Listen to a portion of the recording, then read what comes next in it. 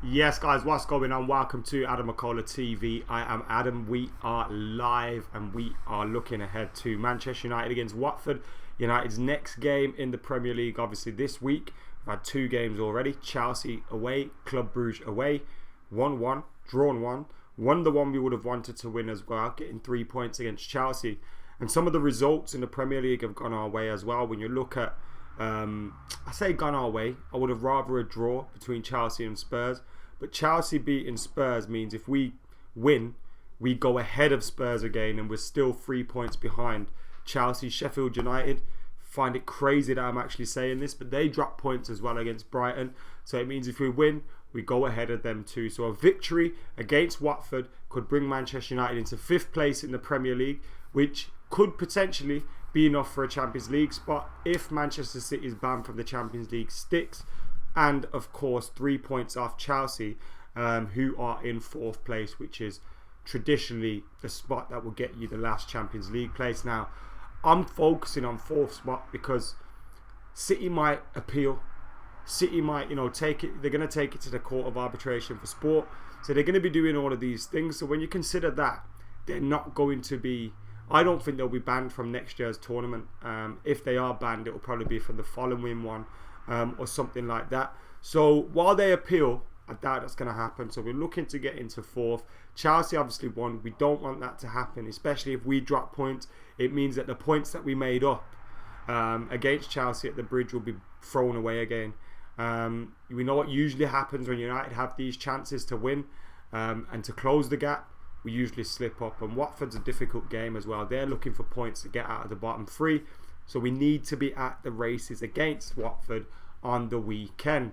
We're going to be previewing that fixture. We're going to be talking about that fixture, looking ahead towards that one. We'll be going through the team news, our predicted 11s, all that good stuff. So make sure you're keeping it locked here on AdamMcKola TV. Make sure you're commenting, subscribing, and of course getting your thoughts in. I can already see Flo Rider, Joe, BMW Racing, Joe Cartwright, Joe Cox, there's 2 Joes, Hader, alongside M12, BA, Paul Lucas. I can see loads of people in the comments. So thank you for joining us, whether you are watching this live or you're watching this after the fact. We have been live in preparation for the game. Thank you for tuning in, whichever way you have done. Now, Pyramid Scheme says, what did I miss? You haven't much to be fair. We're going to get stuck in to the preview right about now, so you've not missed much at all. And let's look at Ole Gunnar Solskjaer. I was about to say Jose Mourinho. Let's look at Ole Gunnar Solskjaer's team news for this game as well. What do we know about this game? Solskjaer has hinted at Scott McTominay returning to the Manchester United team for this game, or at the very least to the squad. We've obviously seen him back in training.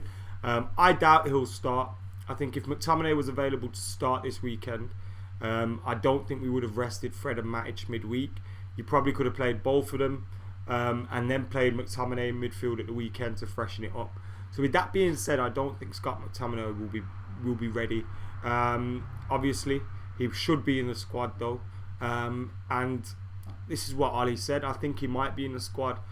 Scott had a rest day today. That was the day that we drew 1-1 with Club Brugge. So let's see how he is tomorrow. So they're obviously still having to manage him in terms of how much he can train, how much he can do, whatever. So, he's back in the team. It's great to see him back in the squad, training as well, because we do need him in there.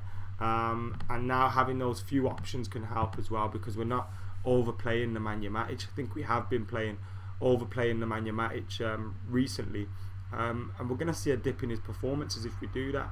I think the Nemanja Matic has done well recently, but he's not getting any younger, do you know what I mean? So we need to give him a chance to recover in between games and not just completely playing him over and over again and overplaying him. So Scott McTominay could return for Manchester United. So will he start? Will he not? I don't think so, but great news nevertheless. United against Watford. We lost there last time at Vicarage Road, which was a shock. They were rock bottom of the league. Nigel Pearson had just come in. We went there, got turned over. Absolutely got turned over. It was way too easy for Watford. And we need to have a much better performance. And I think Ollie making those 6 changes midweek, now it probably affected our performance against Club Brugge. But you could kind of take that because we've got a 1-1 draw. We go into it at Old Trafford with an away goal. And we're very much I think, the favourites in the tie still. Win at home, you're through. Simple as that. And I think kind of taking that risk for that game where we made those 6 changes, we brought in Lingard, Pereira, Mata, none of which I think will start this game against Watford. We brought in Diogo Dalot at right wing back. I think that was a good move, but he didn't perform well. Diogo Dalot, he didn't perform well at all, so we need much better from him in terms of his performance. It was good to see Lindelof returning. I would like to see Eric Bailly back in the team for this one. Obviously, again, we're having to manage him. We're having to balance how much football he can play. He's only just come back. But that's another thing Mo's been saying in the comments. Hopefully Bailly is back for Lindelof. I think maybe we could play Lindelof, Bailly and Maguire. Because regardless of how well Luke Shaw has been doing in that left centre-back position, and he's been doing well there, although I think in the first half against Club Brugge is a little bit worrying. I think it's going to be stronger if you put in a centre half into those positions. So being able to play Maguire, Lindelof, Bailly, Axel Tuanzebe's just coming back from injury and he's trained. He made a return to training at the same time as Scott McTominay. So we have got the options at centre half coming back now. And this 3-4-1-2 does look like the way forward for Ole Gunnar Solskjaer. It looks like the one that he wants to play. It allows you to play that 2 holding in midfield, 1 further forward, usually Bruno Fernandes, but we know he can drop into those deeper lying midfield positions as well. And then you've obviously got the 2 up top, whether that's Martial and another striker in Ighalo or Greenwood, or someone like Daniel James, like we've seen as well. So we've seen it allows us to play quite a number of centre halves, 2 wing backs providing our width. We haven't got any natural wingers. We haven't got any natural wide players. Mason Greenwood's been playing there, not natural. Danny James has been playing there. Obviously, that's his natural position. But apart from that, especially with Marcus Rashford out, it kind of stops us being able to play that 3 forward-thinking players in a 3 at the front. So I think the 3-4-1-2 is probably going to be the way forward until we get Rashford back, until we get a selection of players back, because we simply haven't got the options to do it. I like playing 3 at the back, says Yannick. Bailly versus Deeney is a boxing match, as Flow Rider. Troy Deeney is always going to be a threat. He's always going to be a threat. I'm a big fan of Troy Deeney. I like him. He's obviously from my local area. I've met him a few times as well at boxing events and stuff, and I think he's a good guy. Hopefully he's not having a good game against United at the weekend, and we can keep him quiet. He obviously scored the penalty, didn't he, in the game at Vicarage Road earlier in the season, so fingers crossed we can keep him quiet. And it's his old teammate and his old striking partner, Ighalo, who's grabbing the headlines. Ighalo once said Dwight York and Andy Cole were his heroes, and he dreamt of playing at Old Trafford. Now, he's already played at Old Trafford, but for Watford. This time he's going to be playing at Old Trafford for Manchester United. It's a dream come true for him, and I'm really looking forward to seeing him play there. He did mention in his time at Watford when he played at Old Trafford, he maybe got carried away and got too excited and really was too eager to score, so it was affecting his decision making and his decisions to pass. He would rather shoot, and we need him to focus a little bit. I think his performances when he's come on have been pretty good. He had 25 minutes against Club Brugge, 5 minutes against Chelsea, so we have to build him up. He's coming into the team without a pre-season because the Chinese Super League had ended in before the turn of the year, so he's had a month or so out, 2 months out, so he needs to get back to match fitness, and hopefully we'll see him do that. But he's shown some bright touches in terms of controlling the ball, holding the ball up, blinking it up, and he's a completely different option to Tony Martial, who obviously carried on with his goal scoring form since the winter break. 2-2 for him. That's 14 in all competitions for him now. I think he's got that from 27 appearances, starts, and 2 off the bench. So 29 appearances, 14 goals. It's a good return from Anthony Martial. Without Marcus Rashford, we need him to continue scoring. I really hope he gets another goal this game, gets another goal against Watford, and makes it 3-3 for the week, because after the January that he had, this is the kind of week that we needed him to have. And you look at the goal he scored against Chelsea, a header from inside the box. You look at his goal that he scored against Club Brugge, it was more of an Anthony Martial type goal, running into goal, using his pace, his strength, his composure, and obviously having the finish there as well. He's a fantastic finisher. His conversion rate is pretty good when we create chances for him. We have to create those chances for him. We have to see a little bit more from him as well, of course, but I think he's been getting there. Ollie mentioned he's kind of like relearning the number 9 spot all over again, and we need to see him doing the dirty things a little bit more, but slowly I think Martial is getting there, and it's been a good progression for him so far despite that January. I feel Full-Time Devils tweeted the other day, how would you rate his season so far out of 10? And I'd go for around a 7. I think if he has a dip for the rest of it, it'd drop down to a 6, but if he can score 6 to 10 more goals, push his tally up, help lead the line for Man United between now and the end of the season, then you look at it as being an 8 out of 10 campaign for him. So really pleased with what he's done so far, but there's still plenty more to come. Susan's saying Martial and Ighalo to score tomorrow, feeling a 2-0 win. Hayder's also saying Ighalo to score tomorrow. So yeah, I do wonder whether he'll start tomorrow. Maybe Ali will go with the simple fact that is, playing up against his former club. Maybe it's written in the stars for him to score a goal in that game. Score a goal against Manchester United. Maybe it is written in the stars. The service to Tony also needs to improve, says Rehan. I agree with you as well. Glenn says, I can't believe people are still calling Martial shit. He's learning, and I think he's learning from Ollie how to do that header, etc. Crest says Ighalo is not fit, and I do agree with you, mate. But I think if he starts, he'll come off after 55-60 minutes, I imagine. He'd probably be able to get through this game on adrenaline alone, but you don't want to be rushing him as well if he's not fit. So I totally hear you and hear where you're coming from. Guys that are in the house watching live, or if you're watching this back, get hitting that like button right about now. We're going to head over now to the predicted 11 for Manchester United, and I have gone with that 3-4-1 again. I have gone with De Gea in goal, returning Maguire, Bailly, Lindelof. So Bailly coming into the back three for Luke Shaw. Then we've got Aaron Wan-Bissaka coming in for Delo, Fred coming in for Andreas Pereira, Matic, Williams in there. So we got that 3-4-1 with Bruno, Martial and Ighalo up top. You can take Ighalo off with half an hour to go, 35 minutes to go. Obviously he's not fully fit, but I think, like I said, he could get through this game on adrenaline alone, playing against his former club, first game at Old Trafford, all that kind of stuff. I think start him, watch the performance he puts out, he'll get a goal, take him off early doors. It could even possibly mean you can give Martial a rest, but I don't see that happening, especially with Anthony Martial coming off after 65 minutes, and United just having that winter break as well, so maybe no need for us to do that yet. But we do have to be aware they've been a lot better since Nigel Pearson has come in. They beat us last time around 2-0, and I think when you look at them, they've got some very good players in their side as well.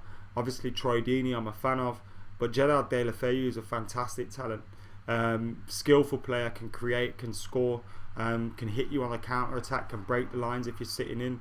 He's a player that has different kind of things in his locker. Fantastic talent, obviously come through schooling at La Masia, and I think is a great player. So one of a number of players that we'll have to watch out for from Watford. I'm going to check out their team news right about now as well, just so I'm up to speed on things with them, and I'm not misleading you saying Gerard Deulofeu is amazing and he's not even available. So let me check the team news for them. Ismail Assar's out, but Kiko Firmino could return after missing 7 matches because of a thigh injury. Mason Greenwood struggling with illness. Yeah, so there you have it. Here's some interesting match facts. Man United have won 16 of the past 18 meetings in all competitions, but one of those exceptions came in the earlier reverse fixture in December when Watford won 2-0. Watford are winless in all 12 league away matches against Manchester United. Those kind of stats do worry me. Losing their last 8 games None of the 13 Premier League meetings have ended in a draw. That last happened in the old First Division in 85-86 season when both league games finished 1-1. Manchester United have lost just one of their past 11 home league games, but they are in danger of going 3 league games at Old Trafford without scoring for their first time since May 2002. So we have to get on the score sheet. We don't want to be firing blanks at Old Trafford. The last 2 league games we've not scored. One of them was Burnley, and what was the other one? Wolves. So Burnley, Wolves, we haven't scored. We need to be scoring in this game. It's all well and good having a good home record, but going 3 home games without scoring, no matter who the opposition are, no matter who you are, is a disgrace. United's tally of 38 points is their lowest after 26 matches since 1989-1990. I think, obviously, that showed you how poor we have been at times this season and how inconsistent. But I think by the same token, if you look at the rest of the league, it's a lower points tally for everyone apart from Liverpool at the moment. The league's been absolutely ridiculous this year. We could keep 3 consecutive clean sheets in the league for the first time in a year. Let's hope it's not 0-0, yeah? But we could keep 3 clean sheets. If it was 0-0, that'd mean it'd be the first time we've gone 3 league games at Old Trafford without scoring since 2002.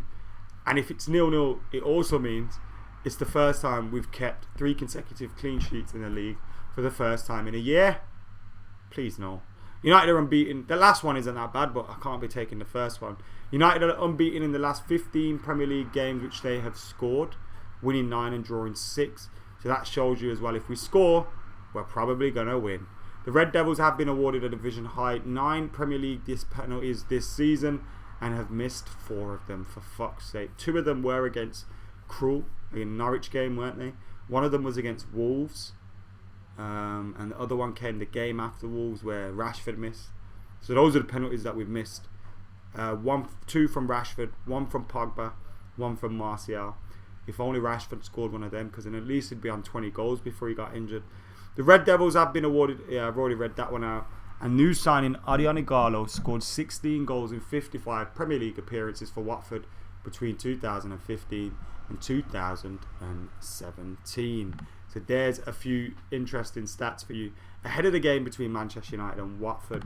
Get hitting that like button, get subscribing, get commenting, get sharing, get your thoughts in ahead of the game. Yannick says if that's the team, it's going to be a 2-0 result. That is my predicted 11 for the game. David De Gea, Maguire, Bailly, Lindelof, AWB, Matic, Fred, Williams, Bruno, Martial and Ighalo. Glenn says Delafeu, just like Dini, will try and turn it on against us. I think we keep a clean sheet and get to the same, as I've said before the Chelsea game. Yes, Doheb, how you doing? Pyramid says formations are all about mentality. 3 or 5 at the back doesn't matter. If your wing backs are pushing high up the field and you're attacking free press, the back line is true. And I think it also means Wan-Bissaka can push on, Williams can push on, and still have that little bit extra cover in the 3 centre halves behind them. So you're not committing and you've only got 2 men behind there. So it's pretty good in that aspect as well. Because a lot of attacking play nowadays, fullbacks and wingbacks are so important. It comes through them. But a lot of ours does as well. And we saw Wan-Bissaka's great cross for the goal for Anthony Martial. A fantastic cross for him against Chelsea. We need him to be doing more of that. And Brandon Williams as well. So I think with having the 3 centre halves, it does allow him to be able to do that. I really hope we see Maguire, Bailly, Lindelof though. I want to see that. I really do, because I think those 3 are our best centre halves. Let's get them all into the team. I do think Axel Tuanzebe could fight his way into there, but he's not fit at the moment. So I do think those are our best 3 centre halves. Get them playing all at once. Maybe we'll see Matic play in this game, McTominay in the next game if he's available to start that one. But I would just like to see McTominay getting a few minutes from the bench. Let's ease him back into it. Europa League football's returning, Cup football's returning. So, we need all our players fit. We don't need to be rushing anyone. Having said that, I do think Ighalo will start and I do think Ighalo will score. I'm going for United 2, Watford 0 as well, with Ighalo and Martial scoring. But if you guys have any questions, feel free to get them in. And before we end this preview, we will of course answer your questions ahead of the game. Mo thinks Shaw has been one of our best players, as Brandon has been average. I disagree with that completely. I think Shaw was better than him in the last game we played against Chelsea maybe. But I don't think Brandon's had a bad season at all. And I do think he's been better than Shaw in the main. Good team, and I hope Ollie sees Lingard, Mata, Pereira, James are not starting standard. James's form has taken a massive dip recently, hasn't it? Hopefully it can be better, but I think we need to just take our time with him. Let's pull him back out of the firing line. Let's bring him in as a substitute. I think he's a great substitution option to have. I don't think starting him week in, week out doesn't make sense. And especially if we start 3-4-1-2. What's the need starting Daniel James? Because he's not a natural fit in any position in that team. Be very solid at the back with those three, says Pods. Do you think Ollie has done enough developing Gomez, Garner, Levitt and Laird this season, considering Pereira, Lingard, Young are basically stealing minutes? I think we've seen, obviously, Ethan Laird was injured when Brandon Williams got his chance. Now I know Laird can play at right back as well, but Wan-Bissaka the lower there. So I think it's difficult for Laird. Brandon Williams is taking his chance, which has seen Young go. And I think Ollie gets criticised for not playing certain young players. But when you look at it, he is helping the younger players coming through. Axel Tuanzebe would have been involved an awful lot. Now I know he's not 18 anymore, but nevertheless he's one of our academy products. Brandon Williams at left back has been getting an awful lot of football and developing and moving forward. You know, we did play Garner and Levitt at times, but I think we have to be careful with rushing them as well. I think Gomez would have played more if his contract situation was sorted. Mason Greenwood's on 9 goals this season. People don't look at that. So I think when you look at certain areas of the team we've been able to play younger players in, you have to look at their individual circumstances. Garner's been injured recently. Levitt's been injured recently. Garner's playing fantastically well though, and I think he should definitely be one that has had more minutes, especially when you look at the injuries in there. But Gomez is not signing the contract, so I understand that one. Ethan Laird has been injured, and Brandon Williams has been getting chances, so I understand that one. But I do think James Garner is maybe one of them that could have had more minutes, and I would have liked to have seen him have more minutes. If Pogba regains fitness and is ready, who drops out? In my opinion, it would be McTominay or Matic or Fred. One of them. It's that simple. Pogba's our best central midfielder. I think even if you include Bruno Fernandes in that, so no doubt about it. Obviously, if he is off in the summer and that's definite and everyone knows it, then there may be an angle where you can say he doesn't be first choice because he's not going to be here next season and we have to look forward to being without him. But at the same time, he's our best midfielder. He's our best player. So when he's fit, you play him. James could come on for Ighalo after 60 minutes, says Glenn Fletcher. Do you think Ollie will be sacked if he loses this game, says Hader? No, Ollie won't be sacked this season, not during the season, unless something dramatic happened. I wouldn't be surprised if the club made a decision to change at the end of the season, if that's what they wanted to do, if they thought, you know, Poch is available, we can't miss out on that. But I don't think Ollie will be sacked during the campaign, and I think a good end to the campaign, guaranteeing Champions League football, could probably earn him another season in the job. Pod says, I would love to see Axel back to full fitness and getting a chance. He's one of the coolest mofos on a football field that I've seen. And I really do hope he gets back soon. Really disappointed to see him get those injuries at those crucial times. It was so disappointing to see because massively talented player. Went away to Villa last season, helped them get promoted, was highly influential in that. Formed a great partnership with Tyrone Mings. And I think it was set for him to come here, do well, get off to a flyer and all that stuff, but it just never ever went to plan. And I think getting back, he's obviously training again now, getting back in between now and the end of the season, getting some football under his belt so that next season he can battle with Maguire, Lindelof and Bailly. Because if you had 4 centre halves, Maguire, Lindelof, Bailly and Tuanzebe, that's a pretty good selection of 4. Do you know what I mean? So it's not too bad at all, that, and I'd be happy with that going into next campaign. You'd probably need another one in and around that somewhere, someone coming through the ranks or whatever. But as your main four, if you continue to play three, you need an extra default. But your main four, that's not bad at all. We should get used to life without Pogba now. Let's prove that we can get top four without him. It'll be a huge boost for the rest of the squad, says Cress. It's difficult to say something as just as I was about to say Ghana should be getting more time. You say it, says Glenn. Yes, Torsik, how you doing? Express is claiming Pogba will be willing to sign a new contract with Man United should Ali be replaced as manager. I think a lot of stories that are popping up at the moment are look, Mino Raiola and Paul Pogba haven't helped themselves. You know what I mean? But I think once his agent comes out and talk, everyone can start writing what they want. If I come out today and said to you, yo, Paul Pogba has handed in a transfer request at Old Trafford, you lot would probably believe me because of what's been going on. And I think that's the case with a lot of these stories now. Yes, some of them may be true, but also you've got to take all of them with a pinch of salt, because some will just be capitalising on the fact that Raiola and Pogba are in the headlines. So what else can we say? What else can we make up about him? So you've got to take everything with a pinch of salt. I hate that narrative. Glenn, I love you, but I hate that narrative. We got rid of a manager because of Pogba. If we get rid of another manager because of Pogba, we're fucked. We got rid of Jose because Jose wasn't good enough. We got rid of Jose because Jose didn't get the results. Paul Pogba did not make the decision for Jose to get sacked. Paul Pogba did not turn everyone against him. Jose Mourinho pretty much turned everyone against himself. And Jose Mourinho's results were the reason he got sacked. He had an issue with Paul Pogba, that was clear. But that's not why he got sacked. If Jose Mourinho's getting results, he's still here. It's that simple. How you doing, Daniel? You all good, bro? Good to see ya. If you're wondering what this is, straight up, it's a channel that me and Dean are doing. The link is in the description below. We've done a Wilder Fury 2 preview, which went out last night. And we'll be doing a lot more content around news, music, entertainment, and various other sport that isn't football. So make sure you're checking out Straight Up.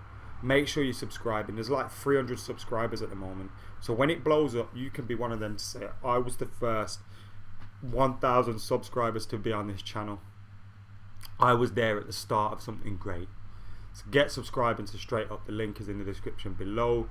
And for all the other Man United stuff and random various other stuff, that will be here on AdamMcKola TV. Yes, Hisham Ali Iqbal, thank you very much. Ighalo FC here, says Atif. Alpha Mike Foxtrot's in the comments. What's going on, Manav? Hope you're well. Do you think we'll get top four, says Zoaib? I ain't that confident that we'll get top four. I'm more confident now, but I think our inconsistency is not going to help us. It was a big result for Chelsea today. I was really hoping that they were gonna draw, but big result for Chelsea today against Spurs, getting that win. United win though, and then we go ahead of Spurs. We go ahead of Sheffield United.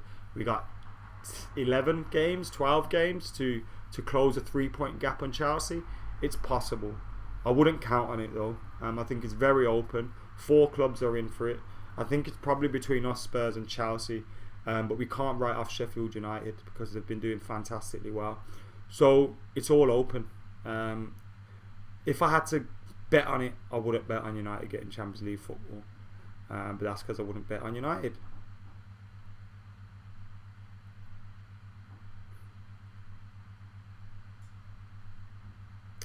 Daniel says, I don't know if you've said anything about tomorrow because I do apologise for not tuning in. But how you feel? You don't need to apologise.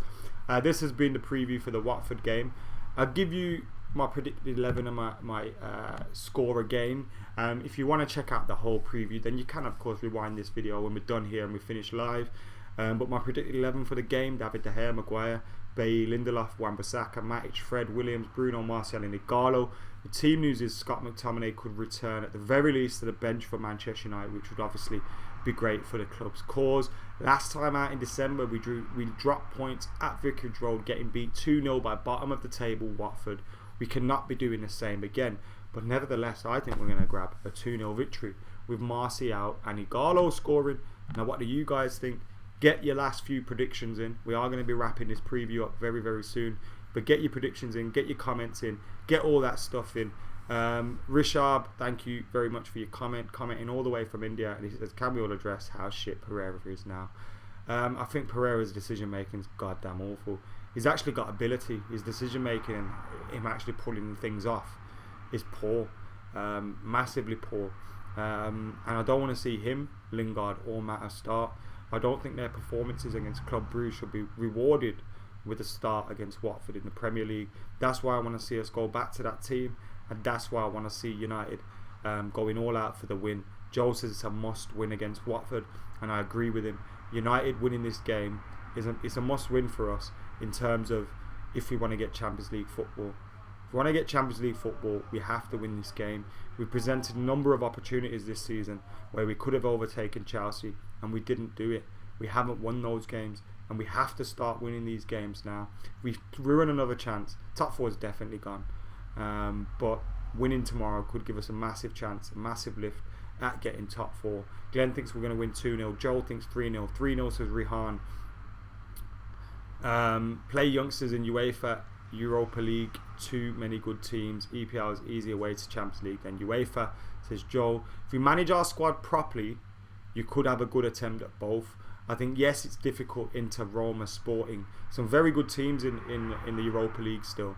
But we shouldn't write ourselves off, because when we've got a fully fit squad, we haven't got a bad team ourselves either.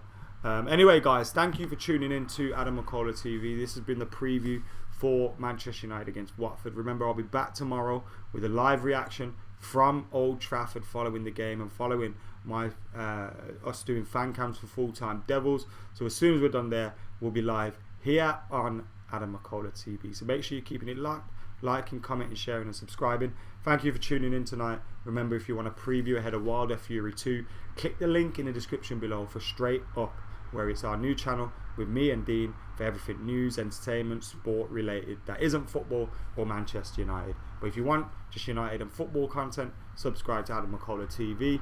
And for now, I'm out of here.